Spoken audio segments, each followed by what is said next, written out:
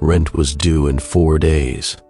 I had $62.41 in my checking account, a past due notice from Spectrum taped to my monitor, and a half-eaten can of tuna on the windowsill. I'd been freelance editing for almost 3 years, mostly Twitch highlight reels, YouTube podcasts, wedding footage if things got desperate. But this was the first time I felt like I was actually circling the drain. Not struggling, just spinning. My inbox was dead. Fiverr gigs had dried up. No one was answering emails. I refreshed Upwork again, even though I knew there'd be nothing but reposted garbage. And that's when I saw the notification. Instagram, DM from a verified account, @SerenaNix. I knew the name before I even clicked. She was massive. One of those ASMR influencers who exploded on TikTok during lockdown. Her clips showed up in my feed constantly. Soft pastel lighting, long black hair, absurdly close mic angles. I'd never followed her, but I recognized her face. The twin mic ear-licking crowd practically worshipped her. The message was short, one line. Looking for a reliable full-time video editor. You available? At first I thought it was spam. I checked the profile, 2.7 million followers, blue check. Stories, highlights, everything consistent. This was her real account. I stared at the message for probably 2 full minutes before typing a reply. Hey, yeah, I'm open to new clients. What's the scope? The response came 30 seconds later. It was like she was already waiting. 2 to 4 uploads a week. Raw footage, usually 30 to 90 mins. You trim, enhance audio, cut dead space, color correct. $4,000 week via direct deposit. NDA applies. No calls, no FaceTime, email only. Interested? $4,000 a week. I read that line 5 times. I didn't even care if it was sketchy. That amount was absurd. People in studios didn't make that for basic ASMR cuts. But I told myself maybe she just wanted fast turnaround and silence. Maybe she didn't want to deal with agencies or editors that talk too much. I was fast, quiet, desperate. I said yes. She sent a link to a Google Drive folder and an attached PDF, a short NDA and contract. I scrolled through it, nothing crazy. No third-party disclosure, keep backups for 7 days, don't alter content beyond necessary edits. Payment issued every Monday. I signed it, scanned and sent it back. That was it. No welcome email, no onboarding packet, just a Dropbox link that appeared later that night with a single folder, Raw 01. Inside were 4 videos labeled by date, no descriptions. Each one was between 40 minutes to over an hour long. The thumbnails were the same style I remembered, dim purple light, Serena in frame, lips just inches from the mic. I opened the first file and dropped it into Premiere. There was no slate, no intro, just a long moment of silence followed by her voice. Hey there, shh, you're safe now. She had that whisper that didn't sound fake, not exaggerated, just low and slow and warm. Her eyes never looked directly into the lens, just past it as if watching something behind the viewer. The whole video was her tapping on a ceramic cup, different rhythms, first with her nails, then the pad of her fingers. A few times she'd pause and tilt her head, like she heard something, then go back to tapping. I trimmed some dead air near the front, adjusted the EQ to bring out the whisper clarity, and crushed the mid-highs to kill static. Her lighting was soft but slightly orange. I cooled it by 400 degrees, brought out the purples. It took me about 90 minutes to finish the first clip. When I was done, I uploaded it to the return folder she designated. 30 minutes later, I got a Venmo transfer for $2,000 with a note, partial for today. Finish rest, get full. I immediately started the second file. That one was all hair brushing. Serena moved a thick, bristly paddle brush over both sides of the mic, alternating with soft counting. 1 to 20. Her tone never changed. Even when the brush caught on something and made a low tearing sound, she didn't react, just kept whispering. The third was nail tracing on glass. The fourth, simple whisper affirmations. No gimmicks, no strange visuals. Just her close to the mic, barely blinking. By 4 a.m. I was done. When I woke up, there was another $2,000 waiting in my account. And a message, "Nice work. Expect more tonight." There was nothing wrong with any of the files. The angles were consistent, the lighting clean, no weird background noise. The mic hiss was normal for her gear, probably a 3-dio, but she never once clipped the audio. She was good, polished. It made my job easy. After 2 weeks, I stopped questioning the money. It came like clockwork. Monday mornings every time. $4,000. No taxes withheld. No receipts, just pure transfer. Every now and then she'd send a small adjustment. Boost bass from 042 to 057 or soft fade the end at 32:11. Nothing weird, but something about it still felt off. Not wrong, just too smooth. She never made mistakes, never tripped a word, never cleared her throat. In 24 raw files, she never coughed or paused to reset a take.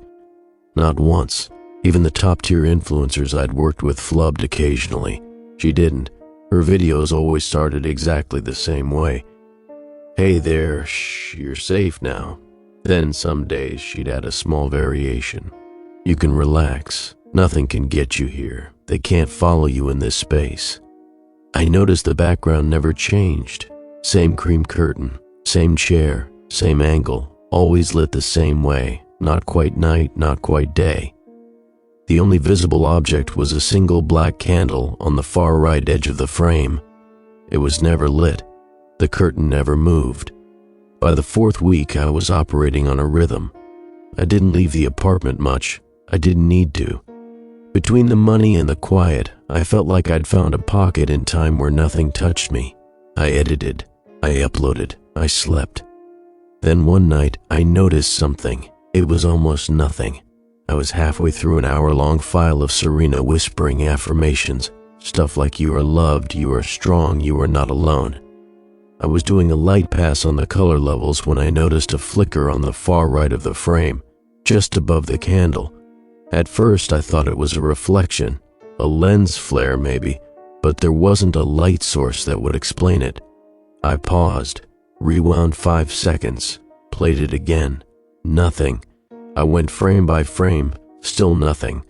I chalked it up to being tired. My eyes had been dry for hours. I took a break, ate cereal in the dark, got back to it. The second time I noticed it was during a tapping session. Serena was tracing the outline of a large wooden box, tapping each corner 3 times, then rotating it. Her eyes were half-lidded, her tone even. I adjusted brightness and contrast as usual, and saw it again. A shimmer, top right. This time I paused immediately. I jumped back 2 seconds, hit play, gone. I scanned the timeline. Nothing unusual in the waveform, no audio glitch, no dropped frame. But I felt something I hadn't felt in a long time while editing. Cold, not from the video, from the air in my apartment. I turned off the AC, checked the windows, everything was sealed. But there was that pressure, like someone had just opened a door in another room. I shut the laptop and called it for the night. The next morning I had 2 unread emails from Serena. The first said, "New uploads incoming." The second was just a link, a new folder labeled RAW 07. Inside were 6 videos, all filmed between 2 and 4 a.m. Each one was darker than the last. Not in tone, just literal brightness. The lighting was dimmer now. Colder. No more purple ambiance. Just gray light. The candle was still there, still unlit. The first file I opened started with their usual line. "Hey there, shh, you're safe now." Then silence. For 48 seconds, she just stared into the mic, not moving, not blinking. Then she whispered something I couldn't quite hear. I boosted the gain. Dropped a marker, replayed it 3 times. It was hard to tell. Could have been a name, could have been mine. I lowered the volume, rewound 10 seconds and listened again. Still couldn't be sure. The way she said it was almost slurred, like the mic barely caught the breath of it. Not quite a whisper, not quite a word. Could have been a trick of suggestion. I wanted to hear my name, so I did. That's what I told myself. But that was the start of something. Because the static started right after. It wasn't loud or dramatic. Just a faint ripple on the edge of the video. The right side again. Same side as the candle, same corner that had shimmered before. It looked like someone brushed their hand just out of frame, bending the pixels. Like heat rising off pavement, but cold somehow. I paused, zoomed in.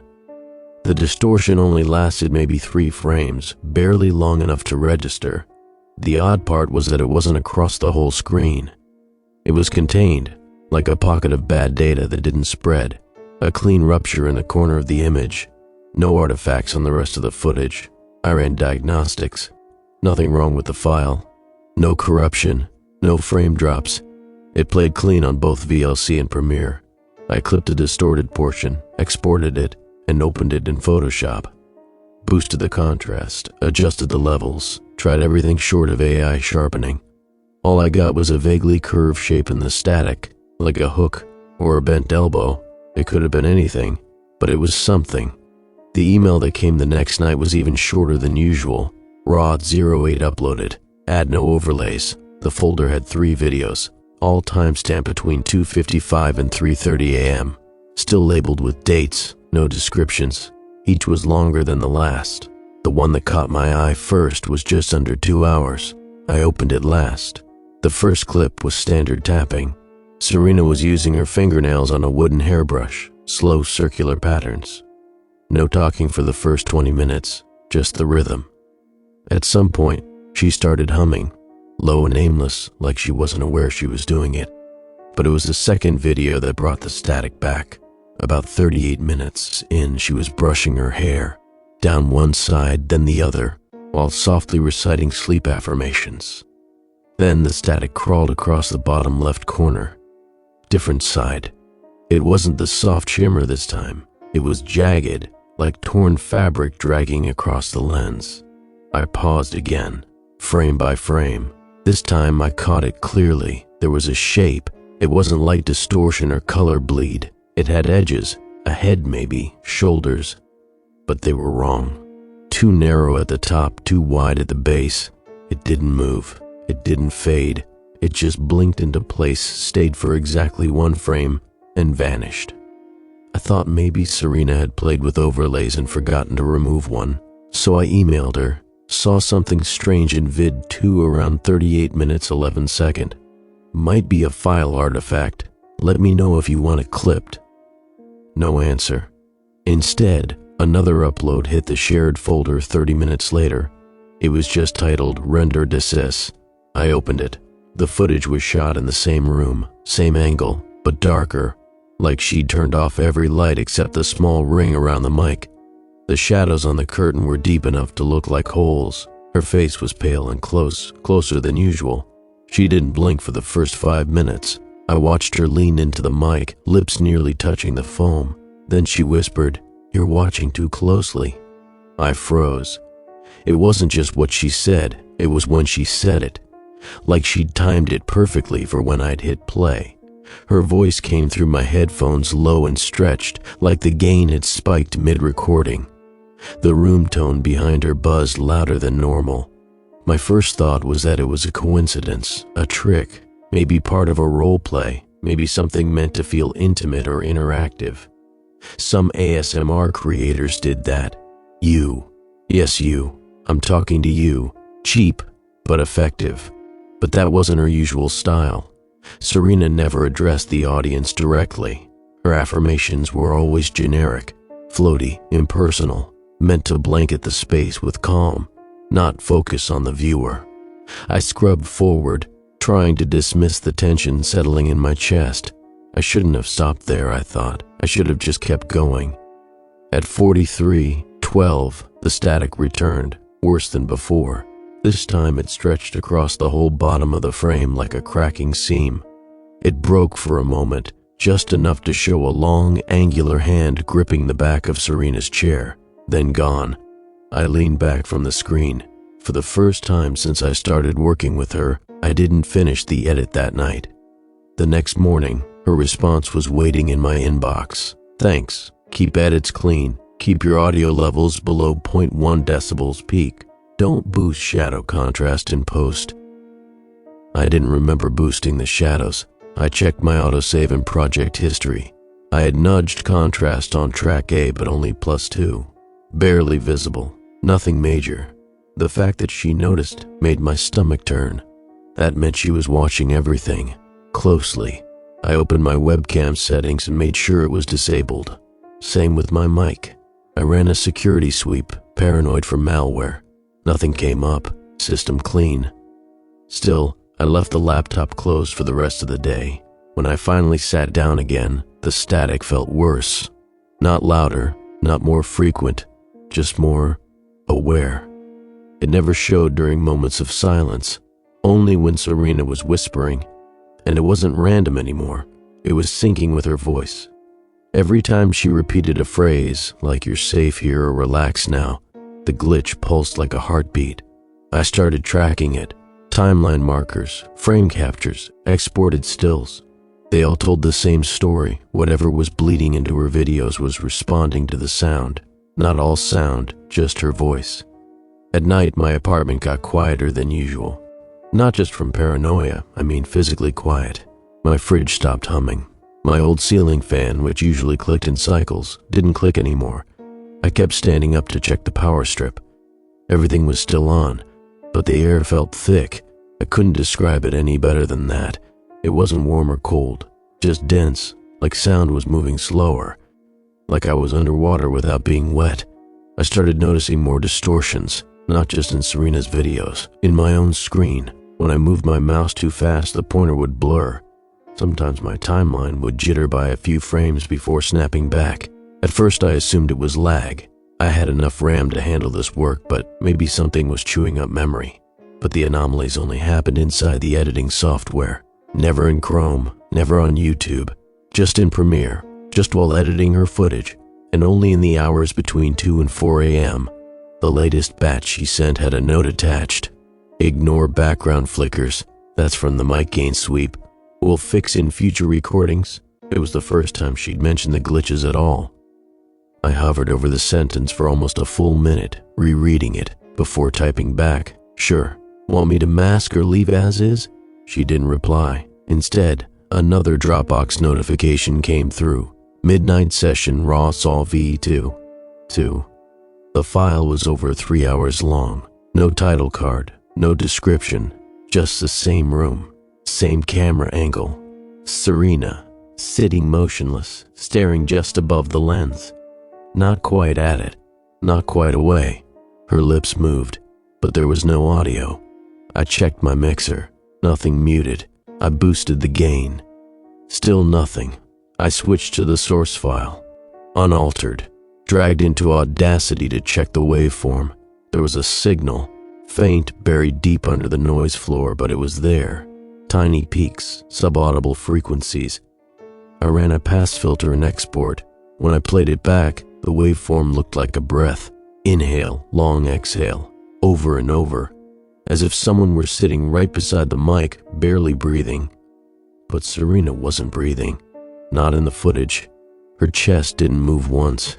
I clicked back to the video and watched the timestamp crawl forward. 3:12 a.m. She blinked once. Then the candle in the background flickered.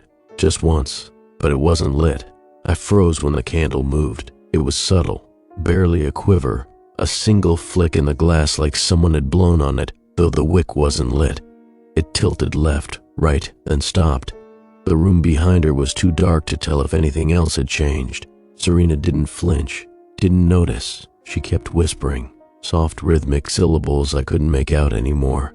Her lips moved like she was repeating the same phrase over and over, but no audio came through, not even room tone, just flat, dead silence under the waveforms. I stared at the timeline. The audio track showed sound. It was there, just hidden, like the clip itself refused to let me hear it. I closed the project file and reopened it. The timeline stuttered, loaded halfway, then crashed Premiere entirely. It took 3 tries to get the project open again.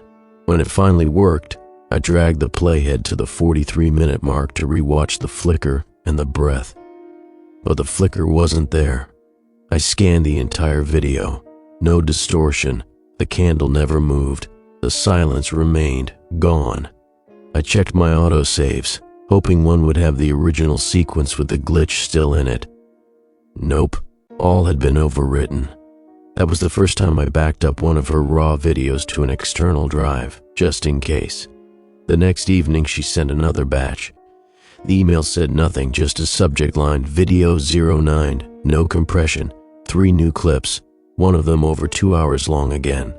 All timestamped between 2 and 4 a.m. I opened the shortest one first, 26 minutes, tapping and whispering. Everything seemed normal, almost boring in fact. My brain started relaxing into the rhythm again.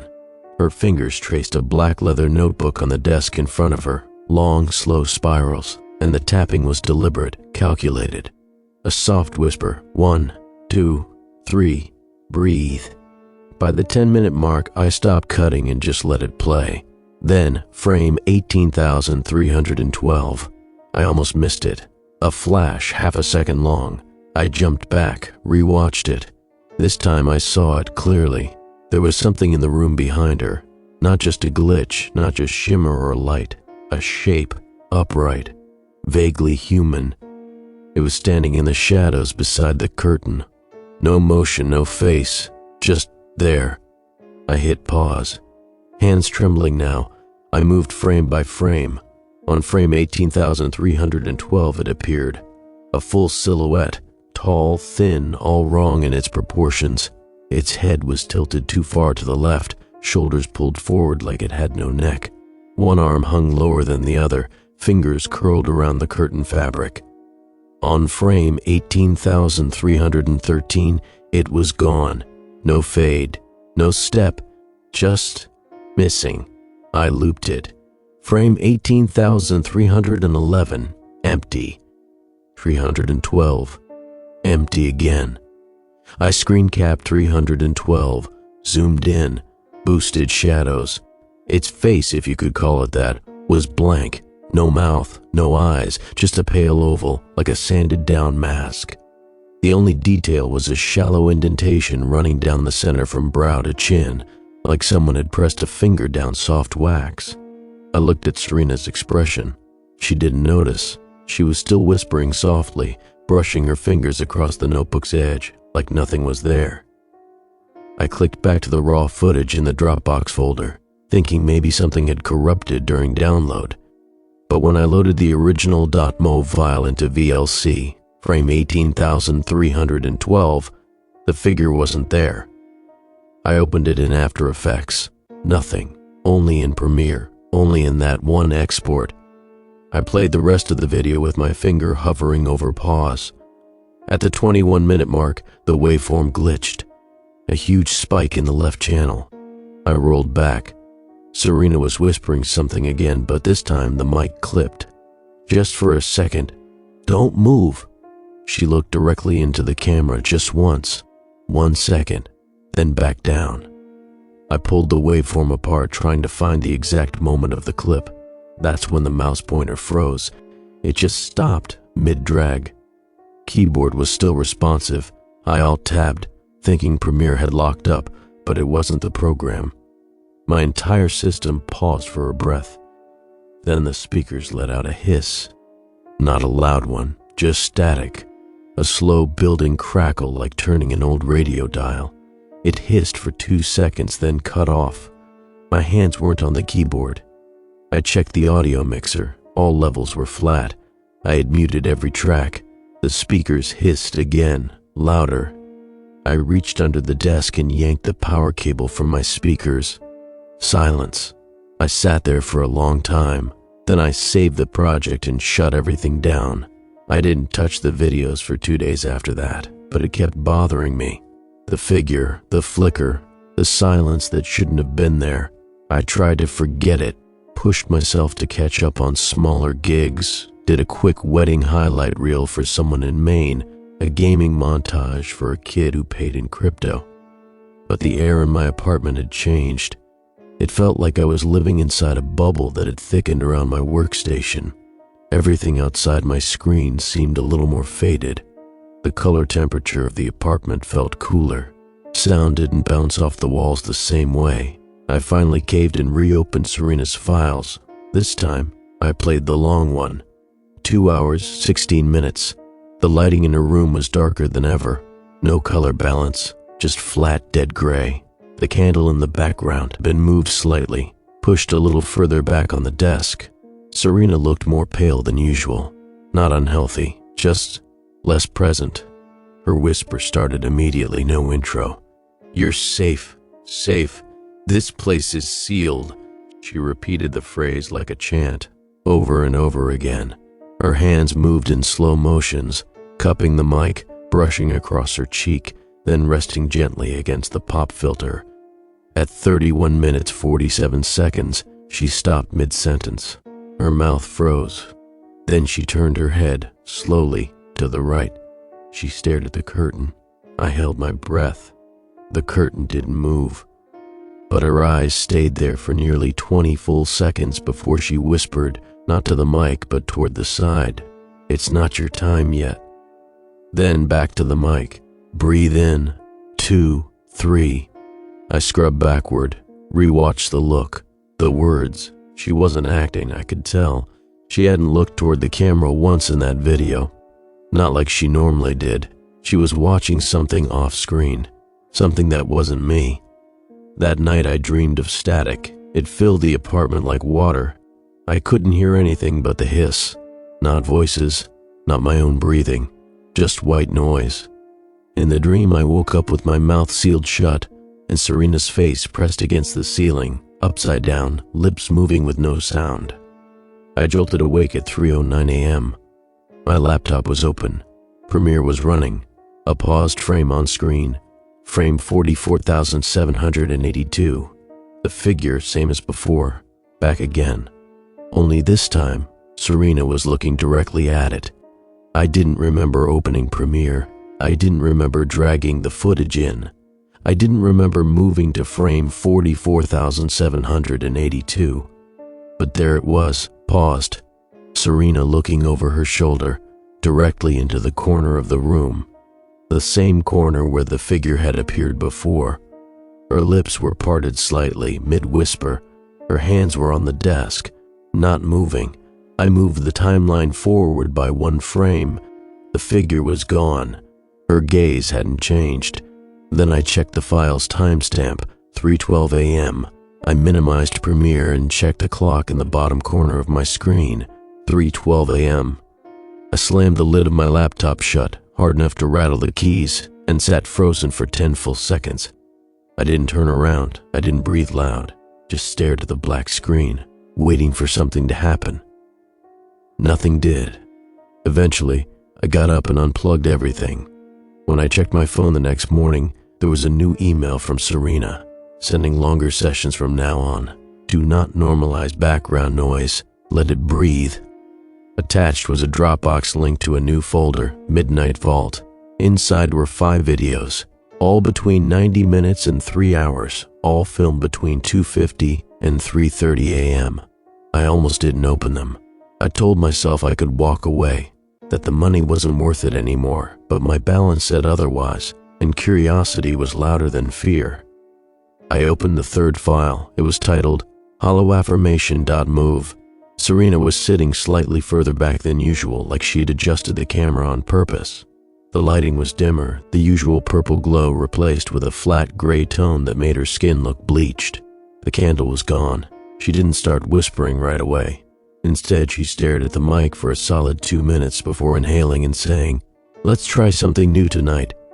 Her voice was slower than usual, less breathy, almost tired. She reached down and tapped something out of frame, wooden maybe. The sound didn't match her movements. She began whispering affirmations, same as always. "You're not alone. You're safe here. I will stay with you." Then her eyes drifted toward the corner again. Same corner. Her voice dropped to a near whimper. It was still soft, still in the ASMR cadence, but her face had gone pale.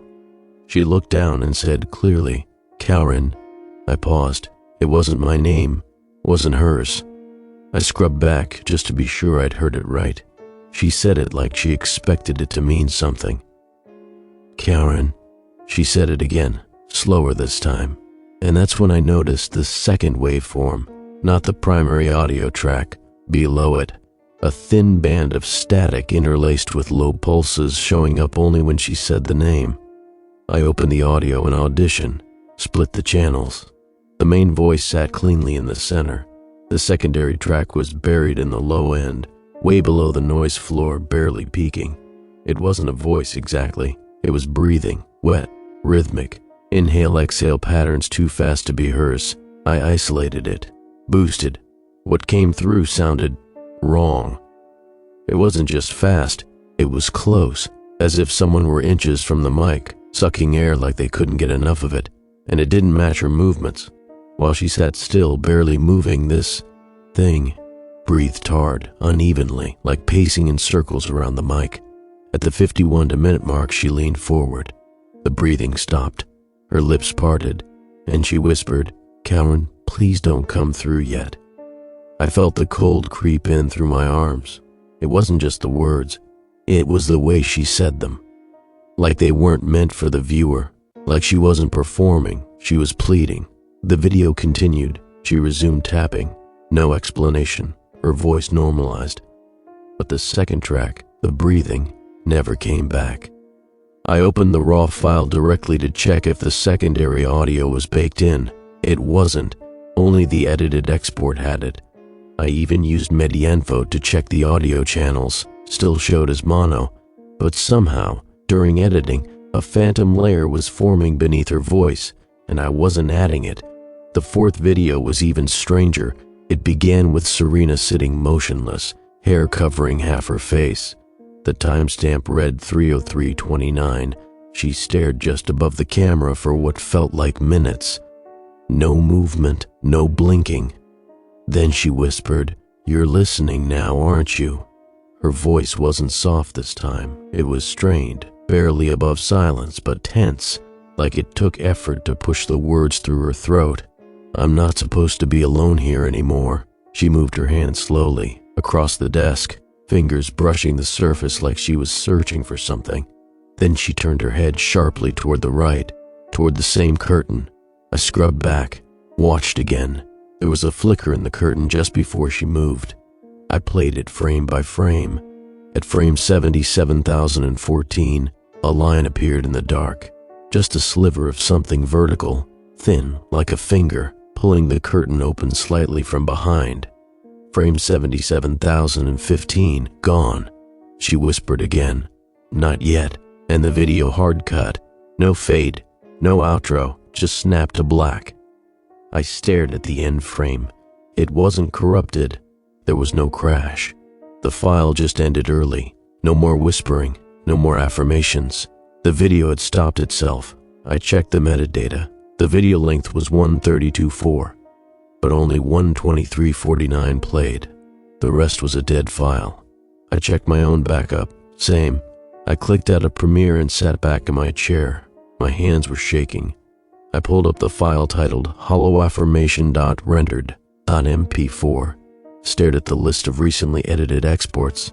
The timestamp for the render was 3:31 a.m. I hadn't rendered anything that night. At least, I didn't remember doing it. My external drive now had a folder labeled calren.session. I never created it. Inside were 8.wav files, all unnamed, all 4 to 7 seconds long. I played the first. It was a whisper. Fast, clipped, grainy. But it said, "Let me speak to him." I didn't play the rest of the dot files. After the first whisper, "Let me speak to him," I backed out of the folder and deleted it. Then I emptied the recycle bin and powered the external drive down. Something about hearing a voice that close, without seeing a mouth, had shaken me in a way none of the flickers or figures had. A whisper is supposed to be intimate, but this wasn't that.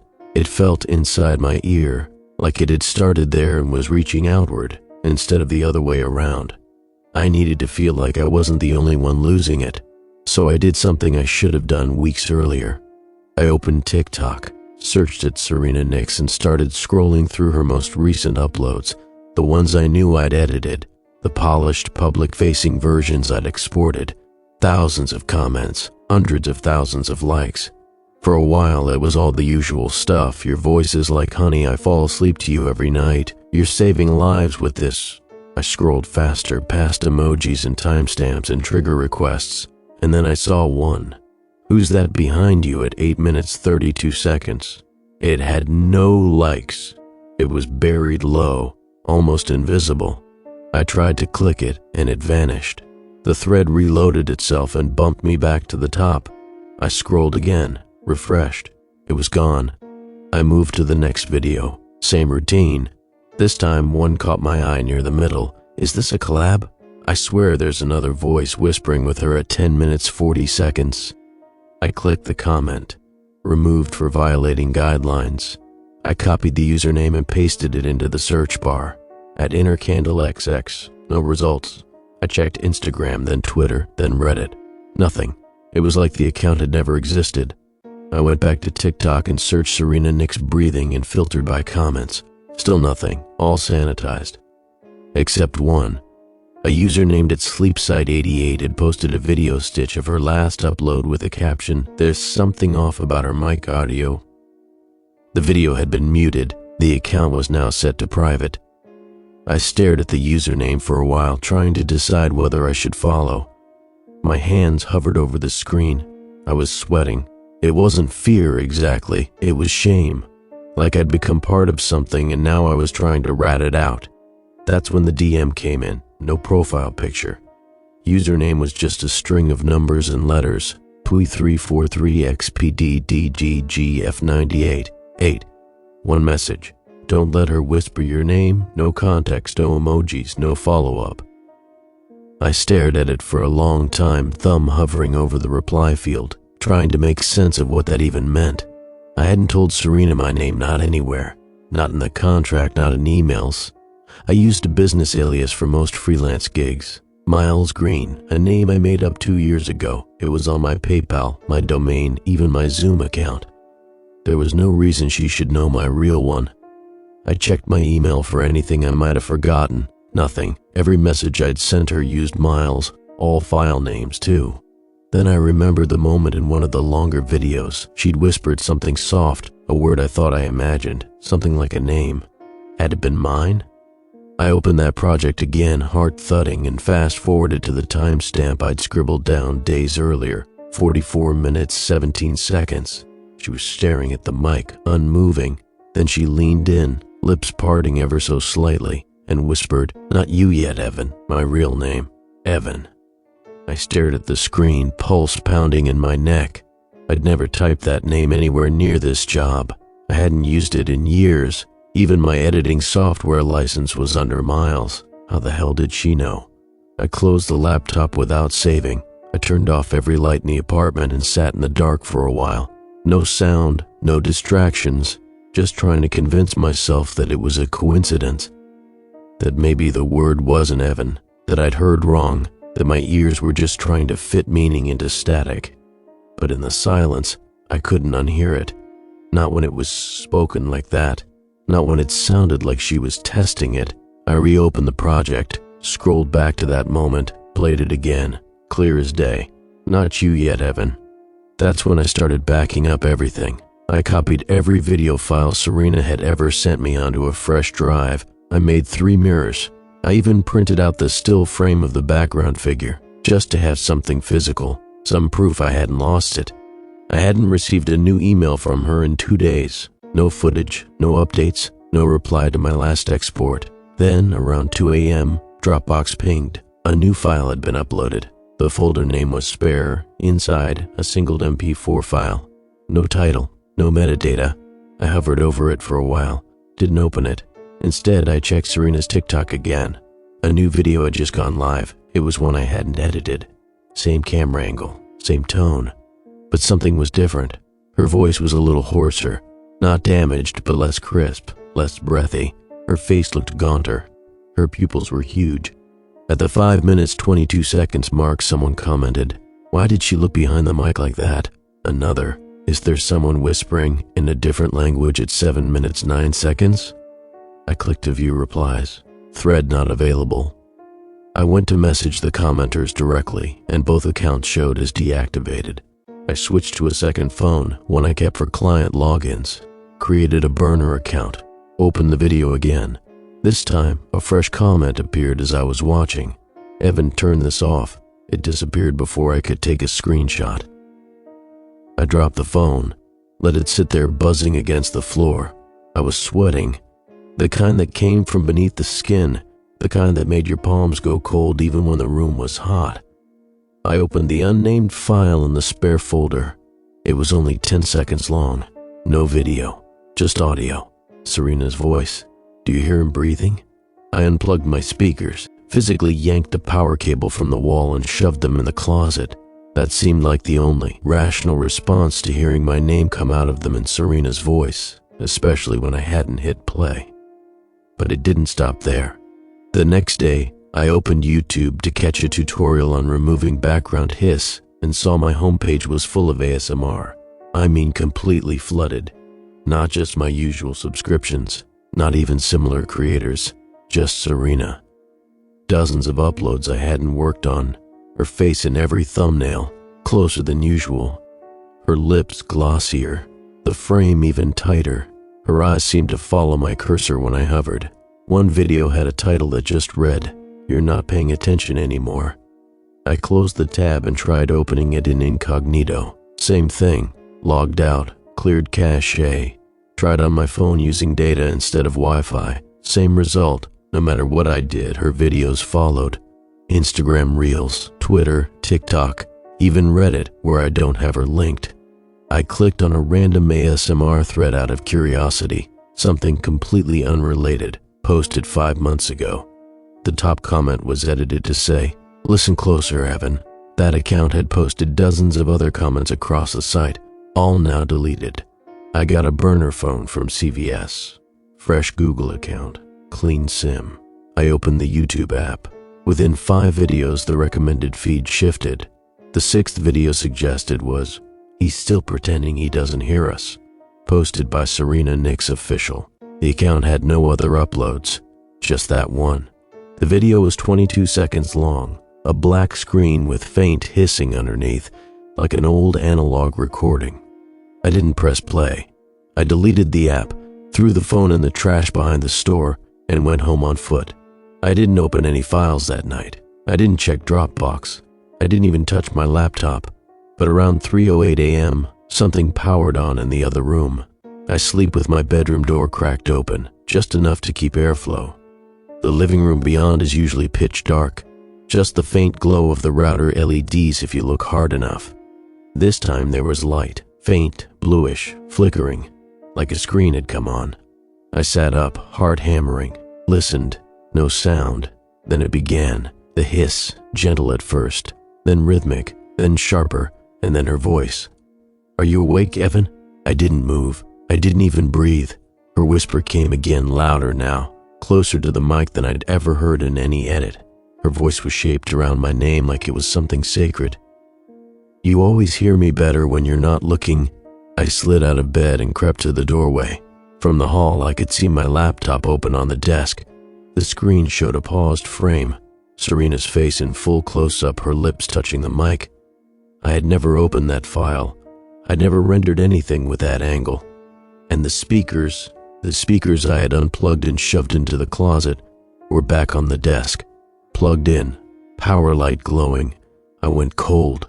The voice continued, softer now, cycling through nonsensical phrases. "I see you best in the quiet. Don't ruin it. Stay still. He doesn't like sudden noise." I reached toward the desk and yanked the laptop shut.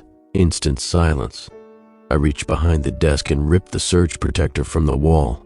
The lights died. The laptop fan spun down. I stood in the dark, not blinking, listening for anything else. Then I heard it, not from the speakers, not from the computer, but behind me, a dry exhale, like breath hitting the back of my neck. I spun around. Nothing. The apartment was dark, still, ordinary again, except for the faint hum of something electronic. I didn't know where it was coming from. The TV was off, no clocks, no microwave. I unplugged everything just in case. By 4 a.m., I had every outlet in the apartment cold, but the hum remained, almost like it was beneath the floor. I slept in the bathtub that night, door locked, shower curtain drawn. I played white noise on my phone and kept the light on. Every few minutes I thought I heard whispering layered under the noise, but I told myself that was just my imagination.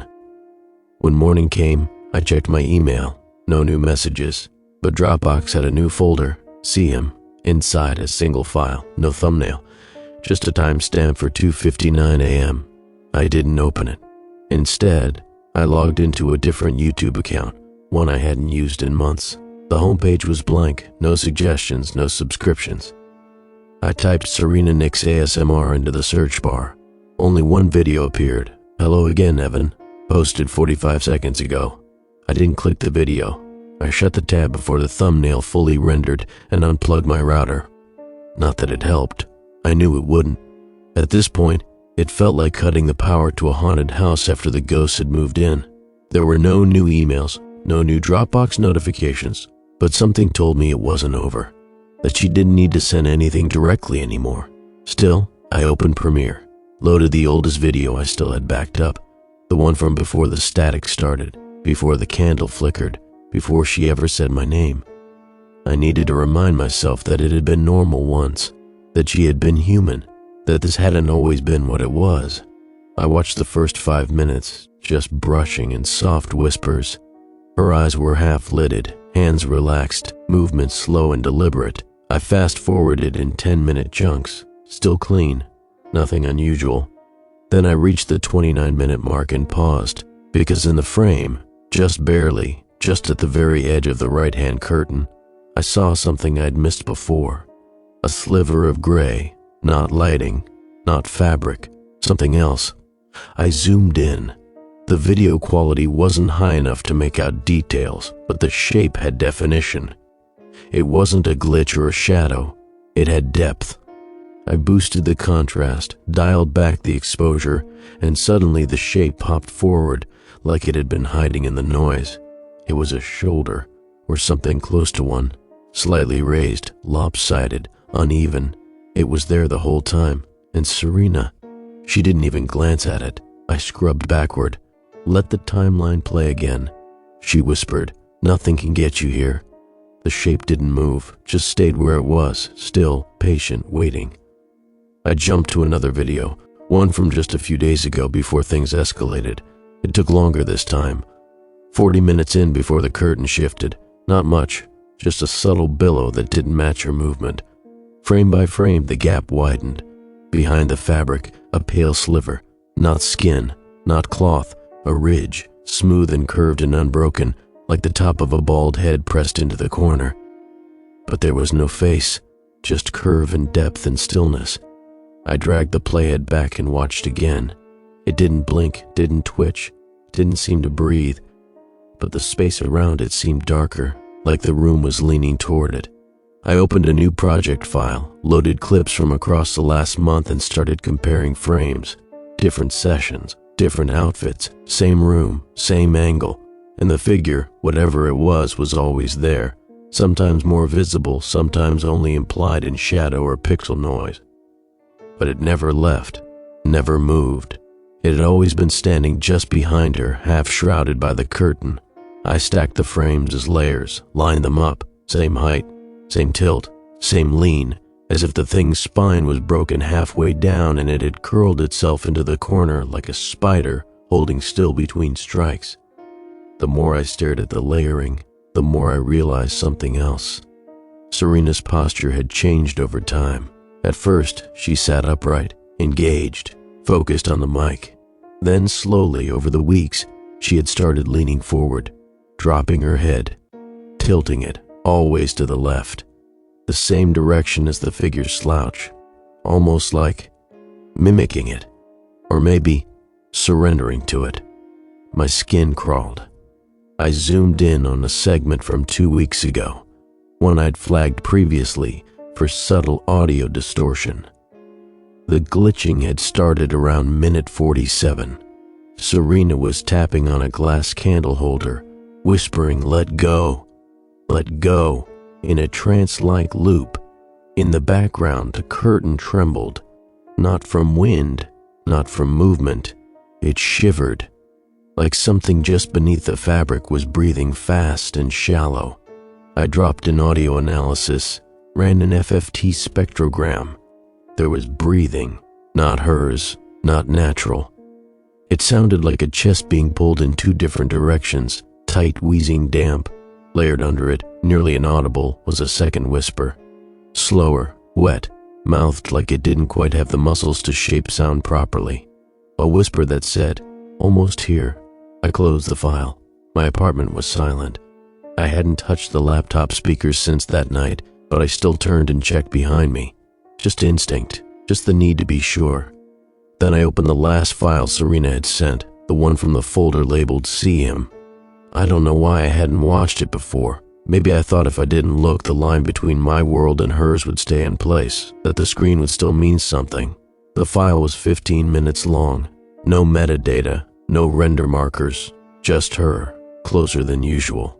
Camera slightly tilted. She didn't speak for the first 10 minutes. Just stared off to the left, whispering words I couldn't hear, like she wasn't even mic'd. Then she leaned forward and whispered, "You've seen him now, haven't you?" Her eyes were glassy, wide, not scared, not empty, just resigned. She exhaled and the mic hissed. Then she said, "He doesn't let you stop looking. That's how he gets through." She blinked for the first time in over 4 minutes. He likes silence, but he likes listeners more. I paused the video, went frame by frame again. Her pupils didn't react to the light, and in the background something stepped out from behind the curtain. Only a sliver of it, one leg, crooked, backward jointed, gray and smooth like wet drywall. It didn't move past that, just stood there. I dragged the timeline forward, frame by frame, and the leg remained, unmoving, still, until the final 30 seconds. Then it slowly bent, not walking, not stepping, but lowering, like it was crouching directly behind her chair. Serena smiled softly. Not to the camera, not to me, to whatever was curling beneath her. She closed her eyes and whispered, "He's listening now." The folder was labeled "Don't Edit," just that, all caps, no timestamp, no message, no context, and inside, only one file, finalaffirmation.mov. It was massive, nearly 15 gigabytes, over an hour and a half long. I stared at it for 10 full minutes, debating. I could have ignored it, could have deleted the folder and told myself the job was done, but I didn't. I opened it. The video loaded in Premiere without a single error. The metadata said it had been created at 3 a.m., the exact top of the hour. No cue tones, no slates, no pre-roll. Serena was already on screen when it started. Same framing, but closer than usual. The mic was pushed off to the side slightly, like an afterthought. The ring light was dimmer. Her face was washed in cool gray, and her eyes looked distant, not unfocused, just wrong, like they were seeing through the lens, not into it. She whispered, "You don't have to edit this one. You just need to watch." Then she didn't speak again for 6 straight minutes, just stared, unmoving. I kept waiting for her to blink, but she didn't. I checked the timeline. No cuts, no invisible edits. Her body stayed perfectly still. No breathing motion, no eye twitch, no lip parting. Still as a photograph. I zoomed in on the pupils. They didn't contract. At minute 7, she moved her hand. It reached slowly to the desk and tapped the wood 3 times. Not in rhythm, just 3 knocks. Then silence again. She turned her head slowly toward the right side of the frame, the curtain, and smiled. It wasn't the kind of smile meant for video, not warm, not performative. It was small and private, like someone smiling at an old memory. Her lips parted slightly, but no words came out. Then she tilted her head forward and began whispering again. But it wasn't in English, not even close. The sounds were soft, drawn out, consonant heavy, almost like tongue clicks or broken syllables being forced through a narrow pipe. Her voice was layered. It shifted pitch subtly, like a second track was trailing behind her live whisper. But there was no echo in the waveform, just one clean line of sound. I skipped ahead 10 minutes, then 20. She hadn't blinked once. Around the 32-minute mark, she raised her hand to her cheek, dragging her nails lightly across the skin, slow enough to leave faint red trails, still whispering, still in that language, still smiling. At 41 minutes, she stopped mid-sentence. Her mouth stayed open for 3 full seconds before she gasped, loud, sharp and sudden. Her eyes widened, not theatrically, not like a jump scare. It was a real reaction. Something startled her, and then for the first time she turned fully toward the curtain. I scrubbed frame by frame. There was something there, not a figure, a void. The light behind the curtain didn't behave right. It bent at the edge like a gravity well was distorting the pixels. The ripple spread across the fabric, pulling it inward just slightly. Serena leaned closer, like she could hear something just out of frame. She whispered, "You're not supposed to be in his room yet." I froze. I replayed that line 6 times, checked the waveform, ran transcription plugins. It was clear. That's what she said. She looked at the camera again and whispered softer this time. "You shouldn't have followed it this far." She closed her eyes. Her hands were now folded in her lap, fingers interlaced so tightly they turned white. The corners of her mouth twitched like she was biting something back. Then the curtain behind her shifted, visibly. Not a glitch, not a flicker. It moved. A single fold stretched unnaturally long, like something was pulling the fabric from behind, slow and steady. Serena didn't react. She only whispered, "Now he knows what your room sounds like." My stomach dropped. The room behind me felt suddenly too quiet, not peaceful, vacuumed, the kind of silence you get when every appliance is off and the air's just waiting for something to break it. I reached down and turned on the volume monitor. The video audio levels were flat, but the gain on my local mic had spiked. Something was feeding into my input channel. I killed the monitor and yanked the cable. The video kept playing.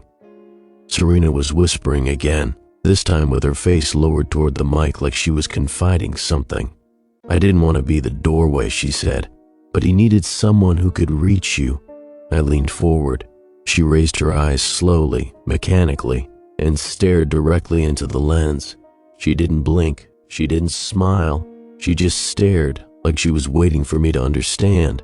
Then her eyes shifted, just slightly. Not to the left, not down, up, as if something behind me had caught her attention. She tilted her head and listened. A long, slow breath filled the audio, wet, dragging close, not from her mic, from mine. I slammed the laptop shut, ran my hand under the desk, felt the vents, the drawers. Everything was cold, but the whisper had weight. It had pressure. It had direction. And for the first time since this started, I realized I wasn't watching the videos anymore. They were watching me. I didn't open the laptop again that night, didn't even touch it. I pushed a chair against the closet, locked the bedroom door, and slept with earbuds in. White noise cranked to full volume, and still, underneath it all, I thought I heard whispering.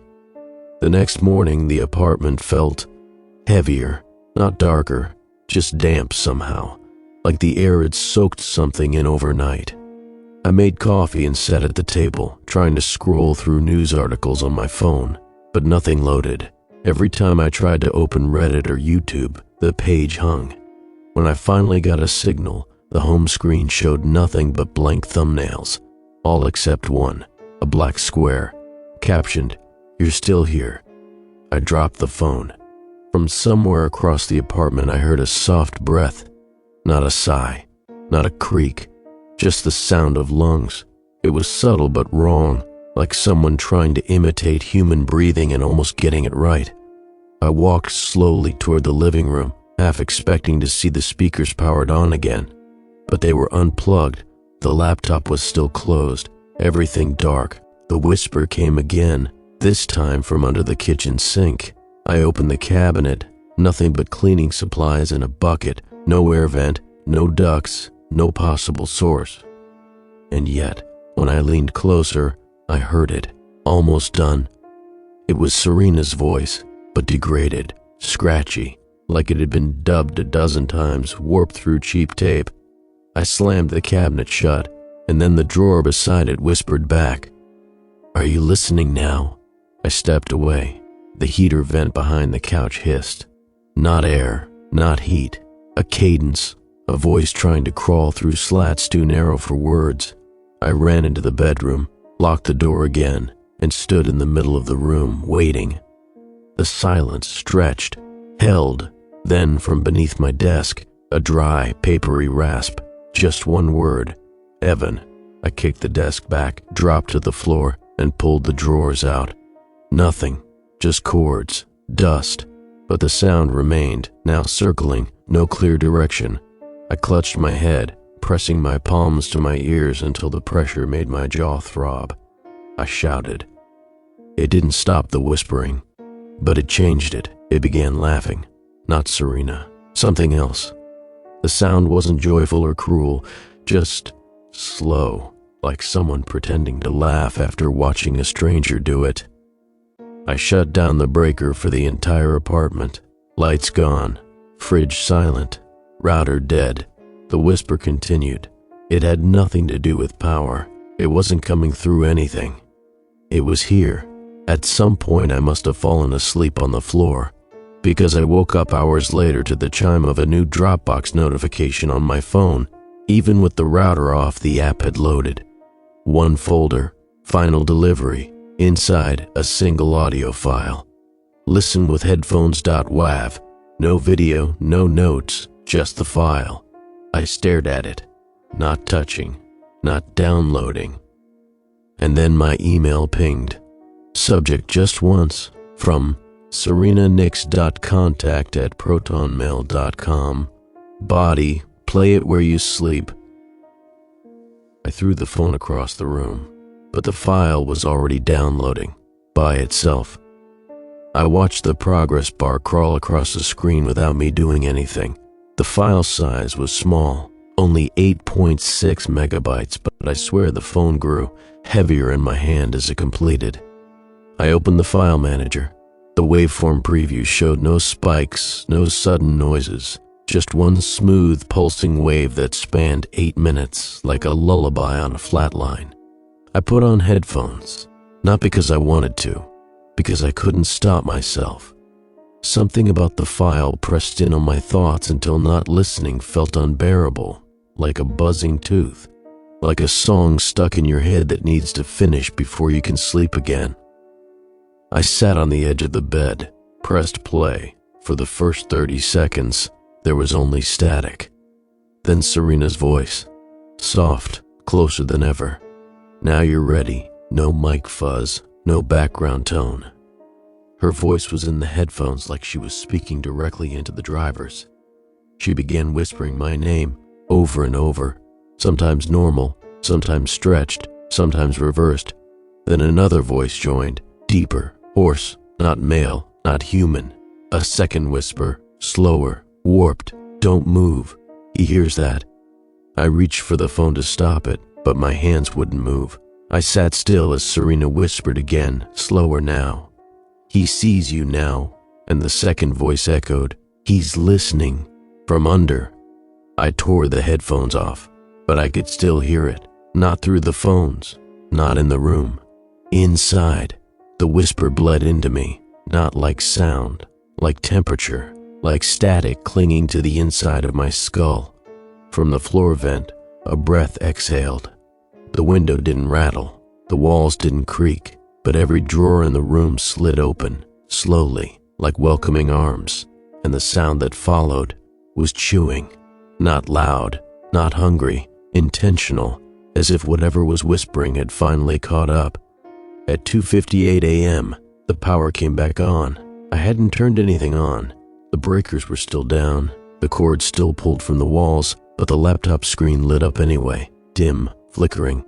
No boot sequence, just black and then white, and then a frozen frame. Serena staring down into the camera from too close, her face distorted slightly by lens warp, lips parted, eyes wide. I hadn't touched it, I hadn't launched Premiere. But it was open, fully loaded, timeline ready, one video file already imported. Final build _autoplay.mov. The name wasn't mine. The render folder wasn't mine either. It had created itself. I didn't press play. At 3 a.m. the video started by itself. There was no intro, no filter, no music, just Serena, her face pale and waxy under a single overhead bulb, sitting in complete silence. No whispering. Not yet. She sat completely still for 49 seconds. Then, without blinking, She began to speak, not in English, not in any language I recognized. It wasn't gibberish, it had structure. Syllables rose and fell with intention. There were rhythmic pauses, long guttural stretches, and fast whisper-clipped consonants. Her tongue clicked on certain sounds like it wasn't shaped for them. I sat frozen. She didn't blink. Her voice sped up. The sounds came faster, more frantic, like she was reciting something from memory, but her eyes told a different story. They shifted, unfocused, darting once toward the curtain, just a flick of fear, and then she looked directly into the camera, right through it, right through me, and whispered, almost in English, "He's not outside anymore." The video cut for a split second, just enough to jolt the screen, and then returned. Serena was still seated, still whispering, but her posture had changed. She was curled forward now. Her fingers gripped the sides of the desk. The mic was gone. Her whispering grew louder, faster. The words layered into themselves, looping over one another like they were collapsing inward. I leaned closer without meaning to, and behind her, in the far right corner of the frame, something stepped in. It wasn't Serena's room anymore. The walls were wrong, angled backward, stretched upward like the footage had been vertically skewed. The light didn't behave normally. There were no shadows, just gradients that thickened when something moved. And something did move. It entered from the edge of the screen, a smear of gray and wet reflection, like skin filmed underwater. Its shape was inconsistent. At first I thought it was hunched, then I realized it was folded. Its limbs bent wrong, twice at the elbows, once at the knees, and its head tilted forward like it was being pushed from behind. Its face was a blur, not from motion blur, not from focus, like the lens couldn't register it, like the data rejected the shape. Serena didn't look at it. She kept whispering, but her face changed. She was terrified, not performative fear, not ASMR roleplay, real visible dread. Her whispering broke apart into sharp exhales. The syllables hiccuped in her throat. Her voice cracked, and then she said it, clear, my name, Evan. She said it like it was the only word she remembered, and then she screamed, not loud, not full-throated, just enough to push her voice beyond whisper, just once, before the audio crashed. My headphones screeched. The waveform in Premiere flatlined and then rebooted. When the screen returned, the footage was paused. The timestamp read 3:11:44. The final frame was Serena, mid-scream, her body half out of frame, being pulled backwards into that warped corner. The blur behind her was reaching forward, one hand on her shoulder, the other outstretched toward the lens, toward me. I didn't touch the keyboard, but the timeline moved. 1 second forward, and the video file corrupted. The screen turned black, then white, then my editing software crashed. The fan spun up on the laptop. All the lights dimmed, but the audio kept playing. Not through headphones, not through speakers. It came from behind me, from the floor vent, from inside the walls, from the hollow part beneath the bed frame. It wasn't whispering anymore. It was breathing, long, slow, right beside my ear. Then Serena's voice returned, barely recognizable, like it was being chewed apart mid-sentence. You. Finished the last one. I turned around slowly. The apartment was dark, but the screen behind me flickered once, and I heard a soft, deliberate click, like a mic being turned on, and then a voice not hers, not human, closer than anything should have been. Your turn.